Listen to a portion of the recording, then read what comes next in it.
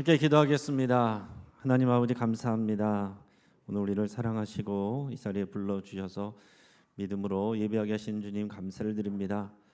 복잡하고 흔들린 세상 속에서 우리를 안전하게 보호하시고 또 구원과 생명 주신 하나님 감사를 드립니다. 오늘 이 시간 우리에게 들을 길을 허락하여 주시고 또 그 하나님 앞에 온전히 그 사귐 가운데 있게 하시며 예수 그리스도 그 이름 안에서 하늘의 모든 신령한 복을 누리며 하나님이 보여주신 그 생명의 길로만 나갈 수 있도록 인도하여 주옵소서. 하나님 귀한 예물도 하나님께서 기억하시고 저들의 삶 가운데 동행하여 주옵소서. 감사하며 예수님의 이름으로 기도합니다. 아멘. 우리 샤론 찬양대가 귀한 찬양으로 우리 하나님께 영광 올려드리고 또 우리에게 또 은혜를 또 나누셔서 너무나도 감사를 드립니다. 우리도 같이 한번 우리 그 마음으로 동일하게 한번 고백하겠습니다. 한번 따라 보겠습니다. 내 사모하는 주님, 온 세상 구주시라. 내 사모하는 주님, 영광의 왕이시라.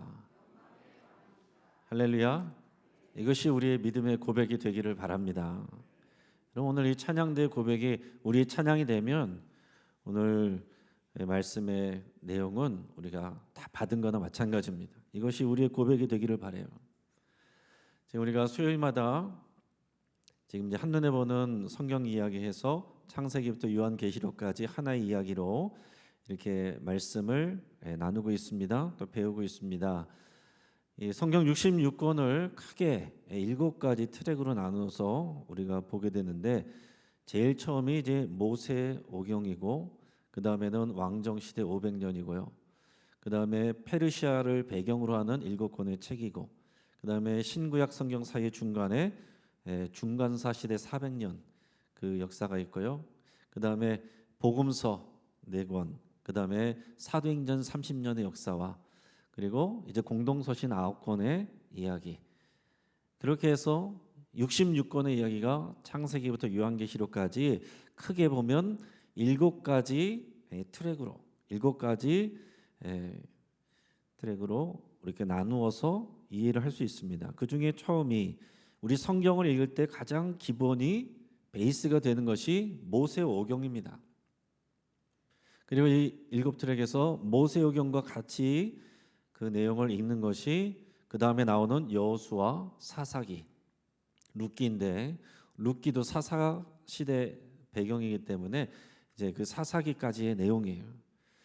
그래서 창세기에서 이 사사기까지의 내용은 뭐냐면 하나님께서 약속하신 땅으로 하나님께서 아브라함에게 약속하신 그 약속대로 민족을 만들고 또 그들과 언약을 맺고 그들을 약속의 땅으로 보내셔서 하나님의 기뻐하시는 제사장 나라 거룩한 백성을 만들고자 하시는 이야기입니다.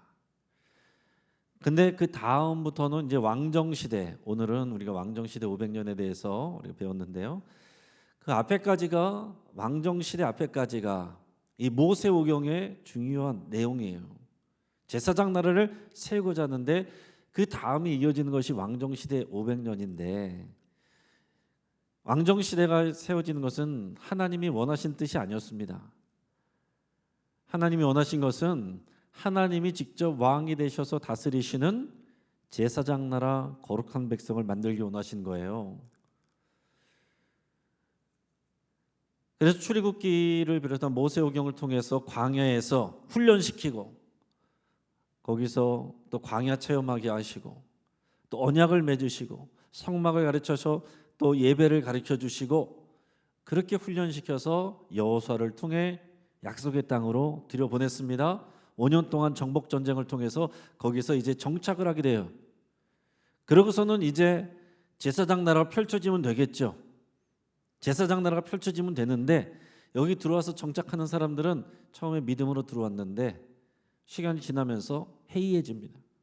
이게 항상 문제예요. 하나님 은혜 주시면 바짝 긴장하고 위기 속에서 하나님의 은혜를 누리고 그런데 평안해지면 해이해져요. 그게 문제입니다. 그래서 사사시대 때에 하나님의 뜻대로 이루어지지 않고 또 하나님의 말씀대로 행하지 않고 그래서 제사장 나라가 제대로 안 돌아갑니다. 그러면은 이방 나라 민족을 통해서 어려움을 겪게 하고, 그럼 이스라엘 백성들이 하나님 앞에서 부르짖어 기도하면 사사를 세워서 구원해 주시고, 이 사이클이 계속 돌아가는 것이 사사시대 이야기인데, 그렇게 해서 영웅들이 탄생은 하는 거죠. 사사들이 영웅이라고 할 수 있습니다. 그러나 영웅들은 나올 수 있지만 하나님께서 그들을 왕으로 삼진 않으셨어요. 그리고 이제 모세오경 시대 여호수아 사사기까지 이르게 해서 여기에서 제일 중요한 사람들, 그 영웅들을, 신앙의 영웅들을 4명을 꼽으라고 한다면 모세, 여호수아, 기드온, 사무엘, 이렇게 얘기할 수 있어요. 따라해 보겠습니다. 모세, 여호수아, 기드온, 사무엘. 모세오경은 모세가 썼고요. 여호수아는 여호수아서를 썼고, 그다음에 사사기의 이제 대표적인 그 중에 사사로서 이제 기드온이 있고, 그 다음에 사무엘 상하가 나오는데, 이 사무엘은 마지막 사사이면서 이제 사람들의 요구 때문에 어쩔 수 없이 왕정 시대를 시작하게 하는 그런 이제 하나님의 선지자이기도 하고 사사이기도 하고, 하나님께서 원하신 것은 제사장 나라를 세우는 것이기를, 하나님이 직접 왕으로 통치하는 그런 제사장 나라를 세우기를 원하셨는데 할 수 없이 이 백성들이 연약하여서 그들이 하도 원하니까 왕정 시대를 시작하게 해주면서 이제 왕정 시대 500년이 시작이 되는 겁니다. 그런데 그래서 이 모세용 시대를 얘기할 때 모세, 여호수아, 기드온, 사무엘 4사람의 공통적인 특징이 있는데, 당연히 이제 신앙으로 믿음으로 그들이 순종을 했습니다. 그래서 그 민족을 구원했습니다. 그런데 더 중요한, 우리가 오늘 기억하고 주목해야 될 더 중요한 그들이 잘한 점이 있어요. 그게 뭡니까? 왕이 되려고 하지 않았다는 것입니다. 누가 봐도 신앙의 위인이고 영웅인데, 사람들은 다 그들이 왕으로서 우리를 다스려줬으면 하는데 그들이 공통적으로 왕이 되지 않기로 결단하고 거부했다라는 얘기예요.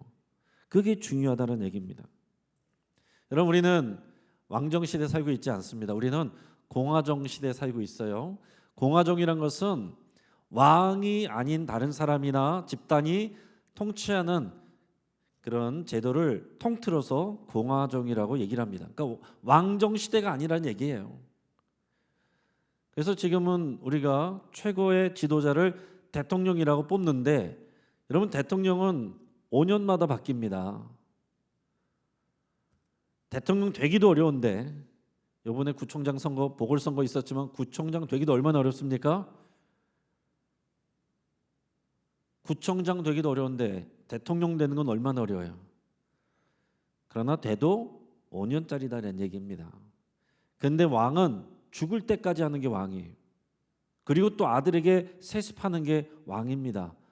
그러니까 그 권력이라고 할 때 대통령 정도는 왕하고 비교할 수도 없어요. 그 왕은 절대 권력을 가진 사람이 왕입니다. 그러니까 여러분, 이 땅에서 다 사람들은 높이 올라가기를 원하고 출세하기를 원합니다. 리더십 더 나가서 권력을 갖기를 원합니다. 그래서 다른 사람들을 통치하기를 원하고 다른 사람들이 내 앞에서 복종하기를 원하고, 그 끝이 왕이다라는 얘기예요. 우리가 시대에 공화정 시대에 살고 있지만, 그러나 여전히 우리들은 우리가 사는 곳에서 왕이 되기를 원합니다. 더 나가서 왕보다 더 높은 사람은 누군지 아십니까?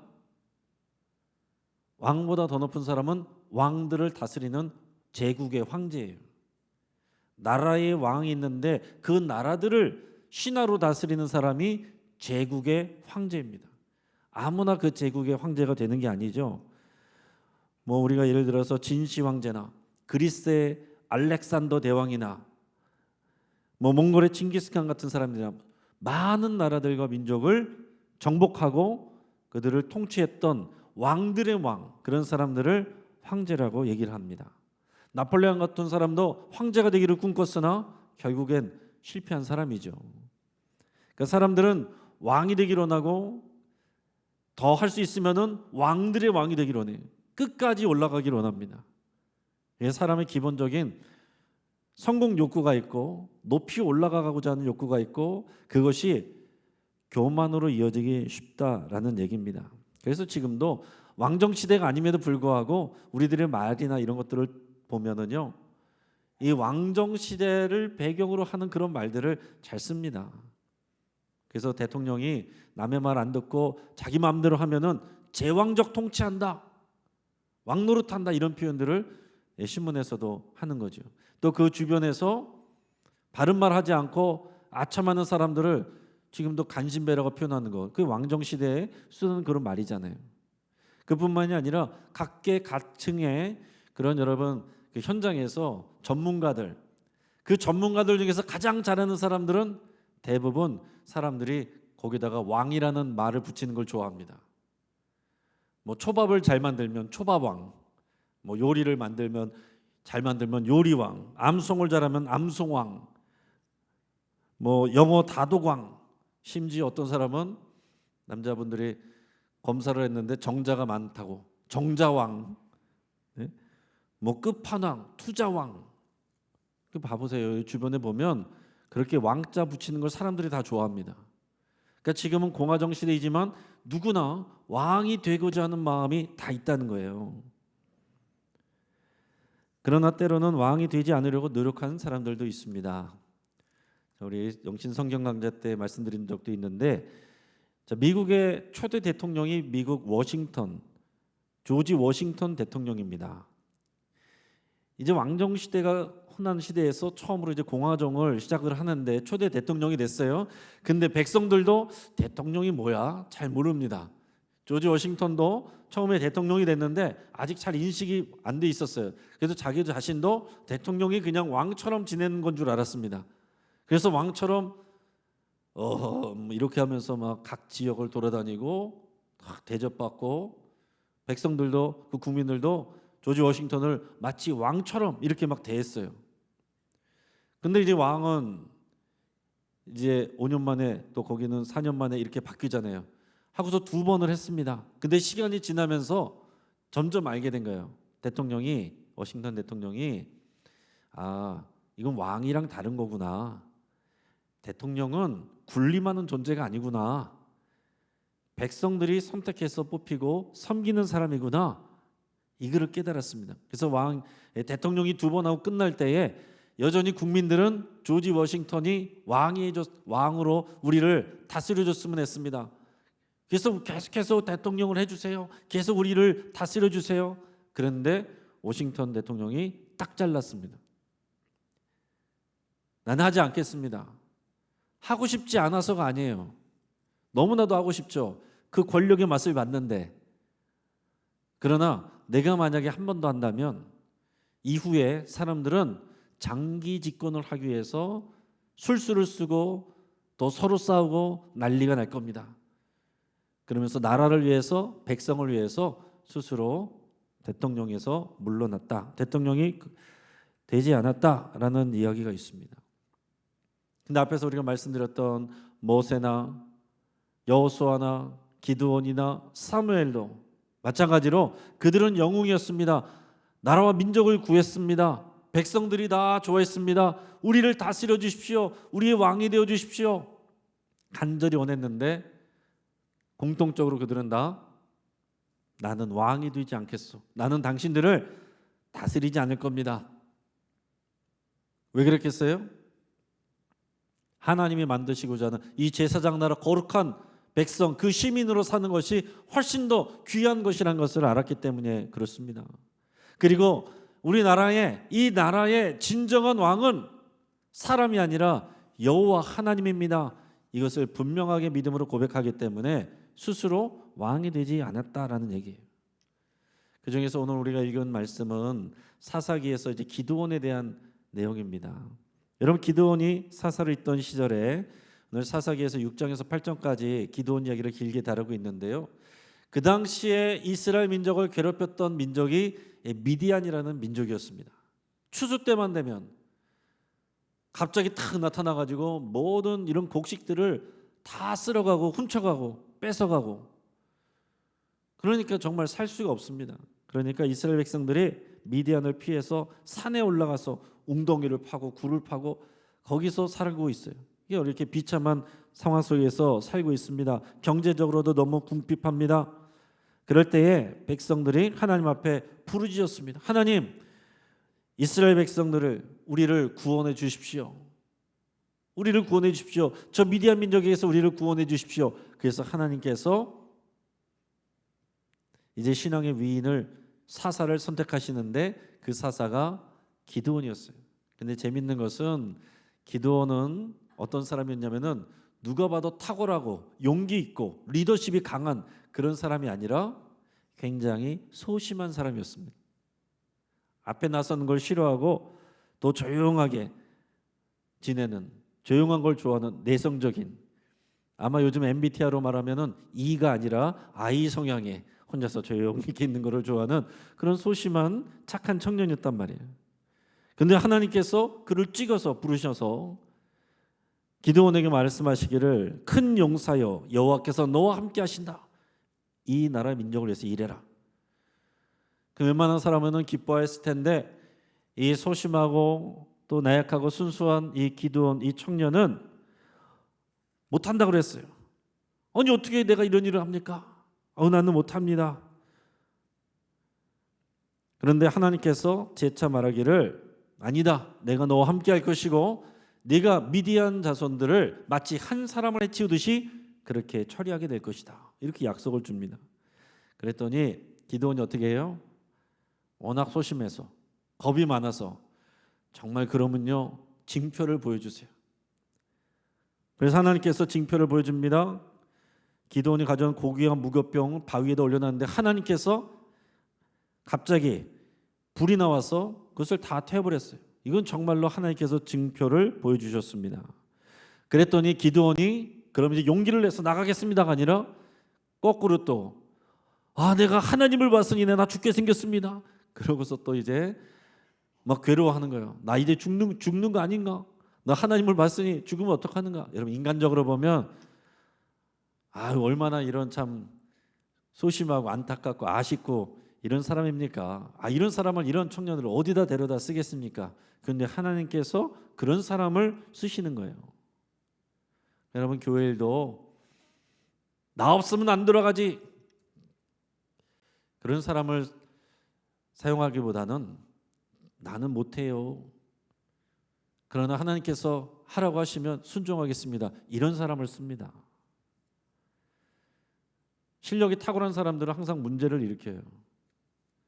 그러나 내가 부족하다 생각하는 사람들은 그러나 하나님께서 이 기회를 주셔서 나는 순종하고 이런 기회 주셔서 감사합니다. 이런 사람들이 사람들을 유익하게 하고 하나님의 영광을 드러내게 되는 겁니다. 그래서 기드온이 그곳에서 이제 제단을 쌓고 그곳 이름을 여호와 샬롬이다 이렇게 부르게 됐어요. 자 그러고 나서 이제 완전히 달라진 삶이 됩니다. 과감해졌어요. 그래서 바알상, 아세라상, 우상들을 다 깨뜨려 버리고 그래서 별명이 바알과 싸운다 해서 여룻바알이라는 그런 별명도 얻습니다. 근데 이제 어느 때가 돼서 미디안 민족이 또 아말렉 민족하고 동방의 여러 민족들을 다 뭉쳐가지고 연합군으로 쳐들어왔습니다. 이제 위기가 왔어요. 그때 하나님의 영이 기드온에게 임합니다.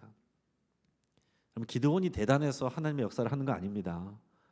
하나님의 영이 임하면 그 능력으로 하는 거예요. 여러분 우리가 못한다는 거 여러분 걱정할 필요 없어요. 하나님께서 하시고자 하면 소심하고 연약한 우리에게 성령의 불과 능력을 주시고 하나님이 하게 하시는 겁니다. 순종만 하면 되는 거예요.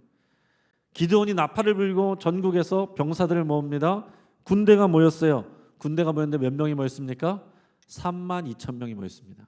근데 하나님께서 너무 많다. 돌려보내라. 그래서 집에 갈 사람 두려운 사람 다 가라 그랬더니 22,000명이 집으로 가버렸어요. 10,000명이 나왔습니다. 10,000명 가지고 어떻게 싸우지? 고민하고 있는데 하나님께서 그래도 많다. 그래도 많다. 그래서 물을 마실 때에 개처럼 엎드려서 핥아먹는 사람 돌려보내고 주변을 경계하면서 마시는 사람만 뽑아라. 그랬더니 300명만 남았습니다. 10,000명 중에서 9,700명은 또 다 돌려보내고 300명만 남겼어요. 왜 그렇게까지 합니까? 말도 안 되는 숫자잖아요.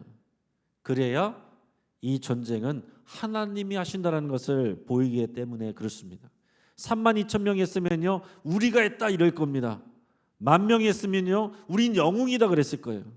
300명이 하면 야 이건 우리가 사람이 한 게 아니야, 하나님이 하신 일이야, 이렇게 된다는 거예요. 그러니까 여러분, 우린 뭐가 없어, 뭐가 부족해, 나는 이것도 못해, 그러면 우리가 하나님의 영광을 드러낼 조건이 된다, 여러분 이렇게 생각하시면 되는 겁니다.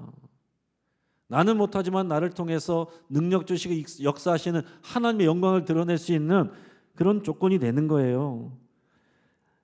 자, 그랬는데 이제 또 어떻게 합니까? 300명이 남았는데 양식과 나팔만 줍니다. 근데 그날 밤에 하나님께서 여호수아의 기드온에게 나타나서 이 미디안 진영으로 내려가라, 너 너무 겁나면 부하 한 명 데리고 가라, 부라라고 하는 부하를 데리고 몰래 들어가 봤습니다. 지금 기드온은 일은 지금 진행은 하고 있지만 가슴이 벌렁벌렁거리고 사실은 겁나고 두려운 거예요. 근데 몰래 잠입해서 들어가 봤더니 거기에 미디안 병사들이 자기들끼리 하는데 무슨 말을 합니까? 어떤 병사가 이렇게 얘기하는 거예요. 아, 내가 어저께 밤에 꿈을 꿨어. 꿈을 꿨는데 보리떡 한 덩이가 우리 미디안 진영으로 굴러 들어왔어. 그러면서 한 장막을 쳐서 덮치니까 그 장막이 다 쓰러져 버리더라고. 그런데 그게 바로 기드온의 칼이었어. 이거를 얘기했습니다. 아이러니하게도 여러분, 적의 목소리를 통해서 하나님께서 말씀을 해주셨습니다. 여러분, 하나님은 다양한 방법으로 우리에게 말씀하십니다. 목회자를 통해서만 말씀하시는 게 아니에요. 오히려 교회 바깥에서도 하나님께서 말씀하실 수 있습니다. 그러니까 여러분, 언제나 영적인 귀를 열고 다니시면 하나님은 계속 우리에게 말씀하세요. 하나님 우리에게 말씀 안 하시는 게 아니고 우리가 하나님의 음성을 못 듣는 게 아니고 우리가 귀를 기울이지 않아서 그런 겁니다. 하나님은 우리 주변의 사람들, 때로는 우리 가족들, 때로는 이웃들, 때로는 교회 안 다니는 사람들을 통해서도 우리에게 응답 주시고 말씀을 하십니다. 여기 용기를 내서 어떻게 됐습니까? 기드온이 돌아가서 나팔과 횃불을 집어넣은 항아리를 들게 하고서 다 같이 소리 지르겠습니다. 여호와를 위하라, 기드온을 위하라. 그랬더니 어떤 일이 일어났어요? 그 미디안 진영에 있는 적군들이 갑자기 정신이 혼미해져 가지고 정신을 못 차리고 아군인지 적군인지 구별을 못하고 자기들끼리 찌르고 막 그런 상황에서 이제 이스라엘 군사가 또 남은 사람들을 치게 됩니다. 그래서 완전하게 승리를 이뤘다라는 얘기예요. 이런 승리를, 완전한 승리, 놀라운 일이죠. 기적 같은 일이 아니라 기적이죠. 자, 우리는 기드온의 이야기를 보통 여기까지 압니다. 여기까지 내용을 우리 많이 들었어요. 그러나 더 중요한 것은 그 다음의 내용이다라는 얘기예요. 이런 놀라운 승리를 거두니까 이 백성들이 기분이 너무 좋아졌습니다. 기드온이 너무 잘생겨 보이고 너무 멋져 보입니다. 그래서 뭐라고 얘기해요? 당신과 당신의 아들과 당신의 자손까지 우리를 다스려 주십시오. 무슨 얘기예요? 왕이 되어 주십시오 라고 얘기를 하는 겁니다. 오늘 본문 말씀에 그래서 그때 기드온이 대답을 하는 거예요. 그래서 오늘 본문 말씀 사사기 8장 22절 23절 말씀을 같이 한번 읽어보도록 하겠습니다. 사사기 8장 시작. 그때에 이스라엘 사람들이 기드온에게 이르되 당신이 우리를 미디안의 손에서 구원하셨으니 당신과 당신의 아들과 당신의 손자가 우리를 다스리소서 하는지라. 기드온이 그들에게 이르되 내가 너희를 다스리지 아니하겠고 나의 아들도 너희를 다스리지 아니할 것이요 여호와께서 너희를 다스리시리라 하니라. 아멘. 이 고백이 중요하다는 얘기예요. 모세와 여호수아와 기드온과 사무엘, 그들은 다 신앙의 영웅들이었는데 온 백성들에게 다 존경받고 인기가 있는 사람들이었는데 하나같이 여호와가 너희를 다스릴 것이다. 나는 왕이 되지 않는다. 나는 너희를 다스리지 않는다. 내 아들도 내 자손도 왕이 되지 않을 것이다. 오직 여호와 하나님이 우리 왕이시다. 이거를 선포한 것입니다. 그래서 그들이 쓰임을 받는 거예요. 여러분, 오늘날 우리에게 고백되어야 될 것이 바로 이것입니다. 앞에서 우리 찬양대가 우리 찬양한 것처럼 내 사모하는 주님, 주님이 온 세상의 구주십니다. 내 사모하는 주님, 주님이 영광의 왕이십니다. 나의 왕이시고 우리 가정의 주인이시고 교회의 머리가 되시고 이 강서구와 대한민국과 이 나라와 민족과 세계 열방을 다스리는 세계를 경영하는 하나님이 진정한 왕이십니다. 이것이 우리의 고백이어야 된다는 거예요. 여러분, 순간적으로 신앙 잃어버리면 교회는 별 볼 일 없어 보이는 대로 보입니다. 하나님은 보이지도 않습니다.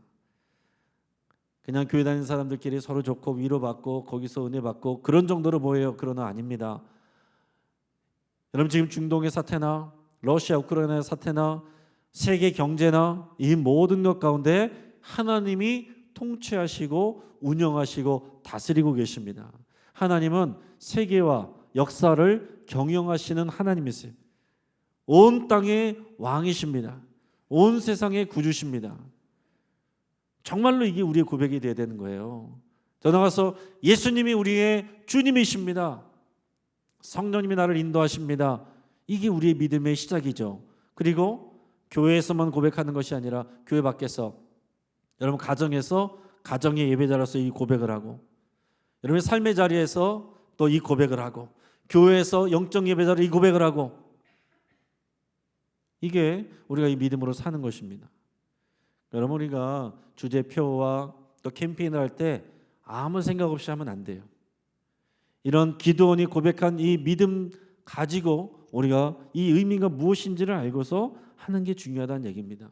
이게 있어야만, 이 고백이 있어야만 우리가 하나님 앞에서 겸손할 수가 있어요. 이 고백이 없으면 어떻게 됩니까? 내가 했지, 이렇게 되는 거예요. 내가 했지, 나 아니면 누가 해? 나 없으면 되나 봐라. 내가 왕이지, 내가 왕이지. 그러면 넘어진다라는 얘기입니다. 정신여고에 예전에 틴라이프 중창단이라는 이제 여학생들로 구성된 중창단이 있었습니다. 이제 믿음이 있는 그런 학생들이 이제 찬양을 하고 또 이제 연주도 하면서 이렇게 다니는 그런 중창단이었는데, 이제 미주 지역을 순회하면서 연주 활동을 이제 자주 했습니다. 그러면서 학교나 교회 이런 데를 방문해서 이제 찬양을 하고 또 그런 선교 활동을 했어요. 근데 단원이 모두 15명이었습니다. 근데 연주가 끝나고 나서 같이 동행한 장로님이 보니까 그 15명이 다 연주를 마치고 나서 차로 막 앞다퉈서 달려가더라는 거예요. 막 앞다퉈서 막 서로 먼저 타려고 그러더라는 거예요. 그래서 처음에 실망했다는 거예요. 아, 쟤는 믿음 있는 줄 알았더니 쟤는 왜 저래? 그래서 화가 나가지고 선생님한테 물어봤어요. 아니, 쟤들 그냥 순서대로 가서 타면 되지 왜 저렇게 차에 그냥 먼저 타려고 저러고서 달려갑니까? 그랬더니 선생님이 하는 말이 뭐냐면, 네, 사실은 우리 차가 12인용인데 우리 대원들이 15명입니다. 그래서 자리에 앉을 수 있는 건 12명이고 3명은 바닥에 엎드려 있어야 됩니다. 그래서 서로 먼저 가서 의자에 앉으려고 그러는 게 아니고 자기가 먼저 바닥에 엎드리려고, 그래서 다른 사람들 의자에 앉으라고 서로 먼저 달려가서 엎드린다는 거예요. 그래서 그 얘기를 듣고 장로님이 가서 정말로 타서 보니까 먼저 달려간 친구들이 앞에서 다 엎드려 있더라는 거예요. 그리고 뒤에 온 친구들이 아쉬워하면서 의자에 앉더라는 거예요.